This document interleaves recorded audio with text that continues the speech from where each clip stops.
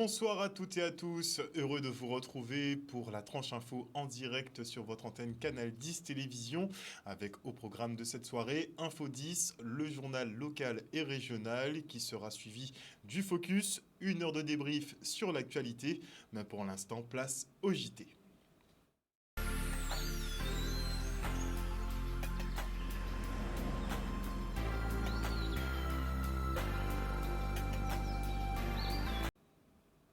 Nous sommes le lundi 25 septembre 2023 et aujourd'hui débute la semaine mondiale des sourds et malentendants, une occasion de faire découvrir et sensibiliser le tout public sur la surdité et la langue des signes.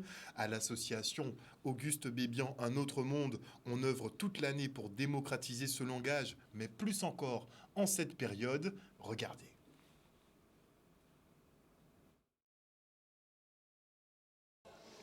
Alors aujourd'hui, c'est la Journée internationale de la langue des signes, chaque année qui est organisée, généralement le 23 septembre de chaque année.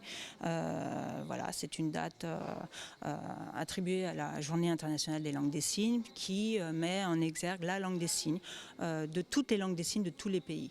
Très souvent, on dit que c'est une langue des signes, c'est pas une vraie langue des signes, c'est un langage, alors qu'il y a une structure, une syntaxe, une grammaire, c'est assez complexe. Donc c'est une vraie langue reconnue en tant que telle depuis très peu, depuis il n'y a pas longtemps, en 2005. Et c'est vrai que l'utilité de cette langue, c'est un besoin, c'est une langue à part entière, on s'exprime avec celle-ci. Et bien entendu aussi, on profite de cette occasion on utilise très souvent la langue des signes française, mais on oublie aussi qu'il y a la langue des signes créole, locale, Guadeloupe, donc que l'on veut mettre en exergue. Et donc l'utilité aujourd'hui, l'objectif d'aujourd'hui, c'est de faire une rencontre, de créer une table ronde, à pousser la réflexion avec les sourds, les entendants, bon bien sûr avec plus les sourds, mais de développer cette langue des signes créole, guadeloupéenne. Oui, c'est très juste, effectivement. Depuis un certain temps, on voit qu'une évolution est certaine dans la linguistique en général. Il y a les réseaux sociaux qui influencent, il y a des émergences. On est influencé par la langue des signes internationale. Moi, je veux travailler sur la langue des signes locale, guadeloupéenne, qui disparaît plus ou moins. Donc, en temps longtemps, effectivement, les personnes du troisième âge avaient une autre configuration. Et du coup, par exemple, je ne sais pas, il y a des personnes plus ou moins âgées qui utilisaient des anciens signes et ont été influencés du fait de l'enseignement linguistique de la langue des signes académique, mais de France. Et du coup, la langue des signes créole, elle a besoin d'être redéveloppée, de retourner aux sources, d'approfondir une certaine réflexion. Alors, pour résumer la situation, donc on s'est rendu compte entre jeunes que la langue des signes était très importante. Elle est importante parce qu'on est voué à une inaccessibilité tant sur le plan scolaire avec un enseignement inadapté. Et depuis plusieurs années, depuis l'enfance, je sens qu'il me manque des connaissances, j'ai soif de découvrir, j'ai soif de savoir, mais tout reste flou. Et effectivement, en tant que citoyen, en tant qu'autonome, citoyen à part entière, c'est la SSG qui me sauve quelque part, dans le sens où qui m'apporte un certain savoir, me montre des différentes découvertes, tant sur l'aspect culturel, tant sur l'aspect linguistique, et l'ASG m'aide. Et c'est vrai que nous, en tant que jeunes, c'est pas qu'on a peur, mais c'est pour ça que je remercierai jamais suffisamment assez l'ASG de nous donner cette compétence et de responsabiliser dans ce mouvement secteur jeune. Et l'équipe de la rédaction tient à remercier d'ailleurs Virginie Millière qui est présente sur ce plateau avec moi et qui assure donc la traduction en langue des signes. Merci beaucoup à elle qui le fait effectivement pour les personnes malentendantes et sourdes. Merci beaucoup Virginie. Et on part maintenant sur le front social. Avec cette mobilisation du lycée agricole Abbé Mao, les équipes pédagogiques dénoncent une fois de plus les manques de matériel ou outils nécessaires pour un bon enseignement agricole. C'est sans compter les infrastructures vétustes qui datent de plusieurs décennies et ne répondent plus aux normes. Autre exemple, seuls 9 postes informatiques fonctionnent au CDI pour des classes de 30 élèves. Le reportage. En fonction de ces résultats et au calcul donc après le quotient électoral et la plus forte moyenne, sont proclamés sénateurs Monsieur Théophile Dominique, premier sur la liste Guadeloupe solidaire, Monsieur Victorin Lurel, premier sur la liste Ensemble nous toutes, Madame Nadille Solange, deuxième sur la liste Guadeloupe solidaire. Voilà. 2 sièges pour nous, c'est une très belle victoire. Je remercie l'ensemble des électeurs, c'est-à-dire les grands électeurs, les élus qui se sont déplacés. À 98,9%, ils se sont exprimés. Que ce soit pour notre liste ou pour les autres listes, c'est un retour à la confiance, je crois, de la belle démocratie qui existe. Donc, bravo à tous ceux, bravo à Victorin Lurel qui a gardé son poste. Bravo aussi, parce que le travail continue. Il n'y a pas de travail parcellaire, il y a un travail pour la Guadeloupe. J'ai un bon bilan, je continuerai. Nadille à mes côtés. Eh bien, dès la semaine prochaine, elle aura sa question d'actualité au gouvernement pour parler des sargasses et de la double insularité. Je suis issu d'une île. La double insularité, c'est notre problème au quotidien. Donc, il faudrait très tôt parler de continuité territoriale et pour que nous puissions avancer pour développer les îles économiquement, mais aussi socialement. Dieu merci vraiment aux grands électeurs et aux grandes électrices. C'est de la clairvoyance et de la lucidité. Je remercie vraiment et je remercie mon équipe, vraiment, qui ont fait une très très belle campagne, je dois l'avouer.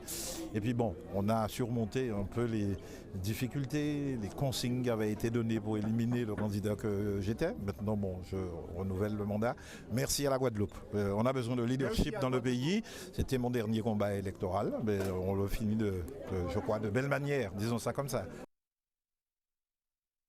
Désolé pour cette légère petite inversion des sujets. Vous venez donc de voir les résultats effectivement de ces élections sénatoriales. Et on passe maintenant donc à la mobilisation au lycée agricole de Baie-Mahault où les enseignants demandent plus de moyens. C'est une mobilisation qui reprend des points de revendication assez anciens qui datent de plusieurs années, en particulier sur le manque de matériel, le déficit d'infrastructures, c'est-à-dire que nous avons un bâti qui commence à vieillir parce que le lycée date de 90, d'accord. Nous sommes rentrés dans cet établissement après le cyclone Hugo. Et depuis cette période, nous n'avons pas eu de mise aux normes des bâtiments et des salles qui sont dans cet établissement. Et maintenant, il faut vraiment mettre le paquet pour que nos élèves et surtout les enseignants, les formateurs puissent travailler dans de bonnes conditions avec un matériel correct. On sait qu'il y a beaucoup d'agriculteurs qui vont partir en retraite et il faut effectivement reformer des générations d'agriculteurs et d'agro-transformateurs. Et il est plus qu'urgent d'avoir tout le matériel nécessaire et les moyens nécessaires pour continuer à exercer notre métier. Je vous donne un exemple, il y a 9 postes informatiques qui fonctionnent au niveau du CDI, du centre de documentation. Donc quand vous avez une classe de 33, comme nous avons cette année en BTS 1, il est impossible de faire travailler les élèves, surtout sur les techniques de communication. Tous les services du lycée, tous les services de l'EPL sont mobilisés. Il y a le personnel de la cuisine, le personnel d'entretien, les enseignants, etc. Et nous sommes tous là en attendant des réponses des instances qui ont en charge cet établissement. Nous avons 3 interlocuteurs, nous avons notre direction, notre directrice et puis évidemment la région Guadeloupe et puis ensuite le ministère parce que nous avons des référentiels de formation que nous devons dispenser, mais nous n'avons pas de moyens pour les dispenser. Donc à partir de là, nous nous sentons complètement un petit peu abandonnés. Nous allons faire un communiqué pour avertir les parents de venir nous rejoindre. Et avec leur appui, on va espérer faire avancer rapidement la situation. D'agriculture, le président de région Harry Chalus était en visite ce matin à la direction régionale du CIRAD à Neufchâteau-Capesterre-Belle-Eau. Cet organisme de recherche agronomique et de coopération internationale travaille au développement de cultures durables dans les régions tropicales. Et ici en Guadeloupe, les scientifiques effectuent des recherches sur la banane, la canne, les tubercules comme l'igname ou encore les agrumes. L'objectif, rendre ces espèces plus résistantes aux maladies et aux intempéries tout en réduisant l'utilisation d'intrants chimiques. Le reportage.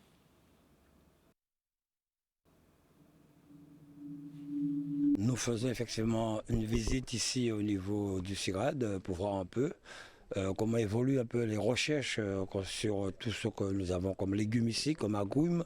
Vous avez vu la banane, la canne, les agrumes que nous avons commencé. Et pour nous, c'est une grande satisfaction si les choses évoluent dans l'intérêt des agriculteurs de la Guadeloupe, surtout que la région, sur les 6 ans, finance à hauteur de plus de 10 millions entre des fonds régionaux et des fonds européens, le FEDER normalement, et peut-être aussi, je pense, un peu de FEADER en fonction des projets qui sont montés. Donc c'est une grande satisfaction pour nous et j'espère que nous allons pouvoir répondre effectivement à l'atteinte des agriculteurs, mais surtout protéger un peu notre culture en Guadeloupe avec les maladies qui existent. La région est un appui, en fait, la recherche est un contributeur important au financement qui permettent ces activités sur nos dispositifs, au travers de différents financements, des financements FEDER, FEADER, mais aussi Interreg, puisque nous interagissons à l'échelle de la région également. L'igname, c'est une plante culturelle, je veux dire. C'est une plante culturelle ici en Guadeloupe. Moi-même originaire du Bénin, c'est une plante culturelle chez nous, donc j'ai été agréablement surpris de voir quand même l'importance de cette plante-là ici. Il y a pas mal d'espèces cultivées en Guadeloupe, la canne à sucre, la banane, ces plantes destinées à l'exportation, mais on ne peut pas que investir nos efforts sur les plantes d'exportation. Il faut vraiment investir les efforts aussi sur les plantes vivrières. Et l'igname, c'est une culture vivrière qui est consommée au quotidien. Quand je mange dans les petits restos locaux, je trouve toujours de l'igname, comme on l'appelle ici, des racines, dans les plats. Donc c'est une plante sur laquelle on doit investir plus d'efforts. Et comme on l'a expliqué tout à l'heure, il y a quand même beaucoup d'engouement autour de la plante et la culture a chuté, la production a chuté, bon, avec plusieurs raisons bien sûr, mais ça reprend. Ça reprend et le CIRAD, avec les travaux que nous menons, nous accompagnons quand même cet effort-là en mettant sur le marché des variétés beaucoup plus productives. Et l'environnement se prête parfaitement pour la production de l'igname. L'environnement est idéal, la pluviométrie est idéale et la population, il y a beaucoup de jeunes qui s'installent, qui s'y mettent maintenant. Donc tout ce qu'il faut, c'est vraiment l'accompagnement à travers les itinéraires techniques, à travers la mise à disposition de semences de bonne qualité et des variétés améliorées. Et c'est là qu'intervient le CIRAD. Et on part maintenant pour la présentation des Olympiades des métiers organisées par la région Guadeloupe. Les candidats de 16 à 29 ans seront en compétition dans les secteurs de la construction, du service, de l'art, l'industrie, le végétal, les saveurs, la mobilité, la communication et l'hôtellerie. Le reste en images. Ces Olympiades régionales des métiers ont pour objectif de mettre en compétition des jeunes de 16 à 29 ans. Et les premières dates à retenir et très importantes, c'est les inscriptions qui vont commencer du 9 et qui vont se terminer le 30 octobre. Notre objectif, donc, c'est de commencer et de faire notre sélection régionale, c'est-à-dire d'aller chercher les talents guadeloupéens, tels qu'ils soient demandeurs d'emploi, qu'ils soient lycéens, apprentis, stagiaires de la formation professionnelle, et qu'on aille sur une compétition plus national, international. En tout cas, nous allons aller sur des métiers cibles, par exemple sur les métiers de la beauté, de la cuisine, de la pâtisserie, mais nous allons faire des focus aussi sur les métiers du bois. Nous allons faire des focus sur des services à la personne. En tout cas, l'objectif, c'est de valoriser la formation professionnelle et surtout de trouver ces pépites, de les façonner, de faire de l'estime de soi, de la confiance en soi, qu'ils aient un gros mental et qu'ils puissent se confronter au monde. Les métiers qu'on met en avant correspondent aussi à des besoins de formation des jeunes, des besoins du territoire. Même si quand on forme des jeunes, bien sûr, il y a l'idée de l'implantation sur le territoire, mais plus largement, il faut leur ouvrir toutes les portes. C'est-à-dire s'ils souhaitent aller ensuite dans l'Hexagone ou dans le monde entier, il faut que l'on leur laisse cette possibilité. On pense mi-novembre, on réunira tous les candidats pour pouvoir leur expliquer comment va se dérouler le parcours jusqu'aux épreuves en avril 2024. Le fait de valoriser ainsi les formations, de valoriser les élèves, de valoriser les équipes éducatives et de travailler avec le monde socio-économique ne peut que renforcer l'ambition des jeunes et bien sûr porter aussi l'évolution du territoire. Et après le théâtre, Patrick Soulez se lance maintenant dans la production cinématographique. Ce matin, il a présenté son film d'action 100% guadeloupéen baptisé Impact. Regardez.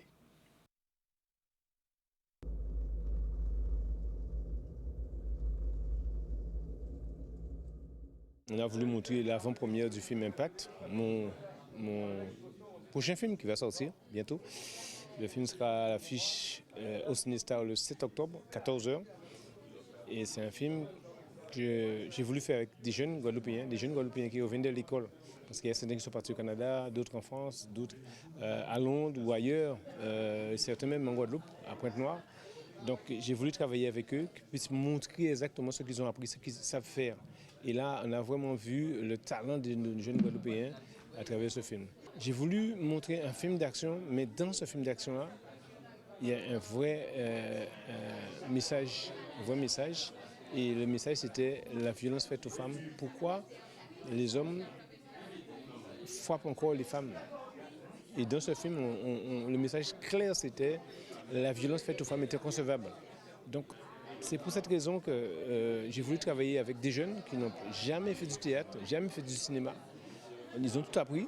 On a beaucoup travaillé avant le début du tournage. Et franchement, le résultat est là, ils sont tous contents et le public aussi est content. Alors j'avoue que je suis très émue car après 3 ans de patience, voir le résultat, c'était incroyable pour moi, sachant que ça a demandé énormément de travail, énormément de jours de tournage, de fatigue, même une anecdote, la scène où on nous voit nous réveiller, on a dû se lever à 3h du matin pour arriver à Porte d'Enfer et la tourner, donc beaucoup de bons sentiments. Première expérience elle est très enrichissante.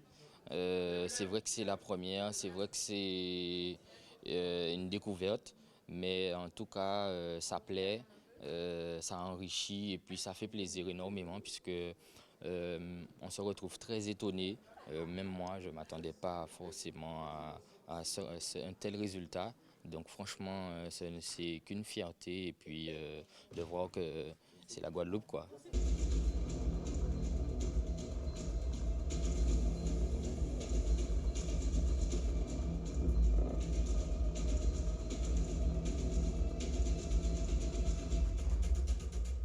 J'ai trouvé très bien, très bien, j'ai beaucoup aimé. J'avais jamais vu des films avec des Antillais comme ça, purs Antillais, et j'ai beaucoup aimé. Et j'espère que la prochaine fois, on pourra faire encore plus et beaucoup plus encore. Parce que c'est vrai, quand nous nous mettons ensemble, on peut bien travailler. Très belle réalisation déjà, et beau jeu d'acteurs. Et le titre parle bien de ce que le film veut représenter. En tout cas, félicitations à Patrick Soulez qui vraiment nous montre qu'il a une maîtrise de plusieurs arts. Franchement, chapeau à lui. Parlons maintenant de François Moléon, dit Carnot, qui intègre l'allée des Grands Tambouillés guadeloupéens au fond d'Alca à Petit Canal. Il était libre comme une mangouste et indépendant comme un crabe. Regardez. Oui, qu'elle nous a oublié, entre guillemets, des métiers parmi les grands au début. Donc, mais peut-être aussi c'est Carnot qui t'a voulu ça, parce que Carnot c'était un homme d'Ibout vertical et peut-être qu'il t'a voulu une journée plus spéciale. Donc, nous, Carnot, journée là, ça journée là, nous, glorifier Carnot, journée là, ça journée là. C'est une fierté, c'est un honneur d'avoir un Guadeloupéen, un illustre qui a beaucoup marqué dans son temps. Et même aujourd'hui encore, l'histoire musicale, culturelle, identitaire du pays. C'est vraiment un honneur. Depuis 2012, nous commençons ce projet-là, nous mettons trace à les mettre cas. Donc on voit tous les grands tambouillés, nous font d'Alca là également. Et l'idée, c'est que nous faisons en sorte que d'ici l'année prochaine, espace là prend toute dimension. Pour qui? Parce que non, espace là, c'est village international du cas des tambours du Sud. Donc d'ici l'année prochaine, nous avons un tambour indien, un bataillon et un tambour Kalina, ensemble pour là, qui est là, à 6 sites là, pour faire en sorte que l'ionage là, que nous devons faire en tant que peuple au niveau pays en nous, et bien qu'elle fait avec rapport à les différentes communautés, les différents parties à la population. Nous avons monté un certain nombre de projets, nous avons monté des dossiers pour aller chercher du financement, pour encore enrichir celui-là.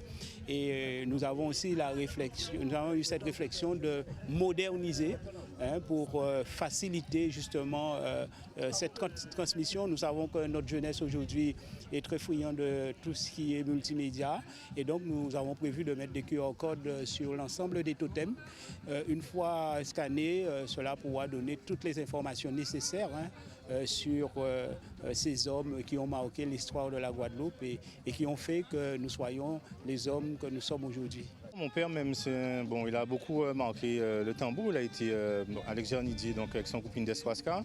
Donc aujourd'hui, il est un peu en retrait, mais je me dis, sans faire comme lui, j'ai mon rôle à jouer d'une certaine façon, perpétuer ce qui a marqué donc, le tambour jusqu'à maintenant, continuer à faire qu'il vive de la façon que je peux, à ma manière. Voilà, c'est ça ma contribution. Le projet est suffisamment avancé. Nous venons d'obtenir les accompagnements financiers à travers les différents dossiers que nous avons montés avec les administratifs de la ville. Et donc nous sommes vraiment dans les tuyaux pour pouvoir réaliser et faire en sorte que ces travaux-là soient visibles et soient opérationnels. Voilà un an maintenant qu'Ibo Simo nous a quittés. Une tristesse inconsolable pour Ronnie Millefleur qui l'a accompagné dans ses derniers moments.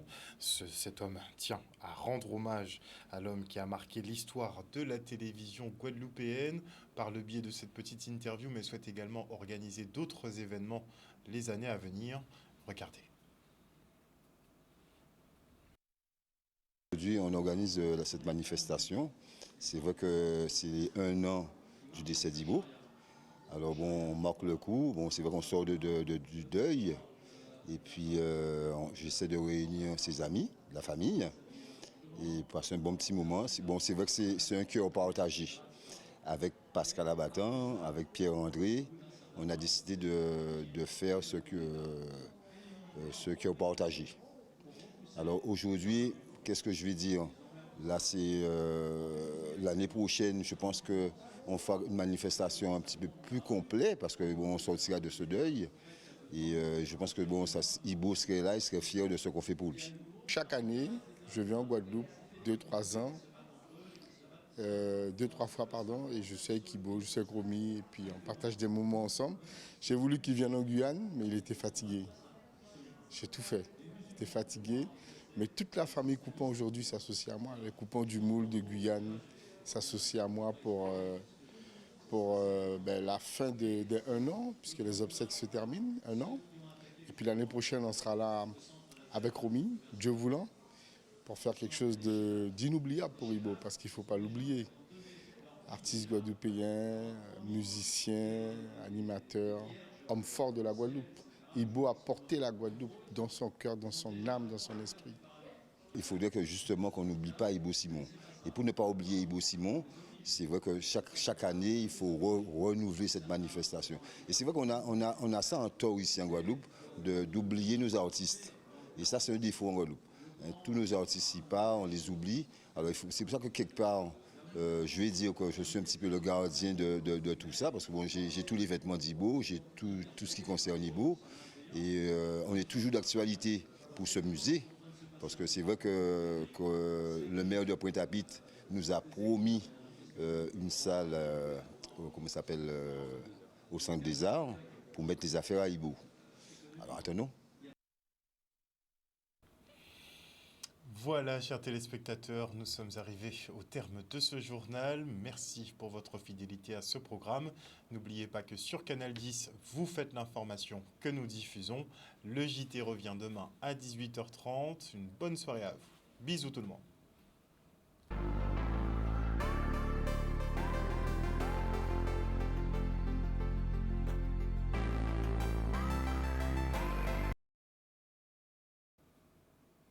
Et à venir dans la tranche info sur Canal, eh bien, le Focus. Et ce soir, je recevrai une délégation du conseil départemental avec qui on parlera des personnes âgées ici en Guadeloupe. Ce sera après la coupure pub. Je salue tous les internautes qui nous suivent sur le biais du Facebook. Et vous, derrière votre petit écran, on se retrouve après la pub.